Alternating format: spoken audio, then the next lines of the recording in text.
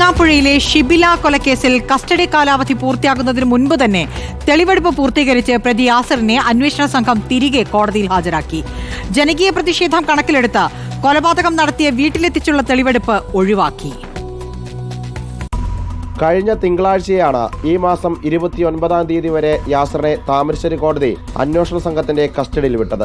എന്നാൽ തെളിവെടുപ്പും ചോദ്യം ചെയ്യലും പൂർത്തിയായതിനാൽ ഇന്ന് തിരികെ കോടതിയിൽ ഹാജരാക്കുകയായിരുന്നു. ഷിബിലെ കൊലപ്പെടുത്തിയ വീട്ടിലെത്തിച്ച് തെളിവെടുപ്പ് നടത്തിയാൽ പ്രതിക്കെതിരെ കയ്യേറ്റം ഉൾപ്പെടെ നടക്കാനുള്ള സാധ്യത മുന്നിൽ കണ്ട് ആ നീക്കം പോലീസ് ഉപേക്ഷിക്കുകയായിരുന്നു. ശാസ്ത്രീയ തെളിവ് ഉൾപ്പെടെ അന്വേഷണ സംഘം ശേഖരിച്ചിരുന്നു. കൊലയ്ക്ക് ഉപയോഗിച്ച കത്തി വാങ്ങിയ കൈതപ്പൊയിലെ കടയിലെത്തിച്ച് കഴിഞ്ഞ ദിവസം തെളിവെടുത്തിരുന്നു. കത്തി വാങ്ങുന്ന CCTV ദൃശ്യങ്ങളും പോലീസിന് ലഭിച്ചിട്ടുണ്ട്. കൊലപാതകത്തിന് ശേഷം കാറിൽ ഇന്ധനം നിറച്ച് പണം നൽകാതെ കടന്നു കളഞ്ഞ എസ്റ്റേറ്റ് മുക്കിലെ പെട്രോൾ പമ്പിലെ തെളിവെടുപ്പും പൂർത്തിയാക്കിയിരുന്നു.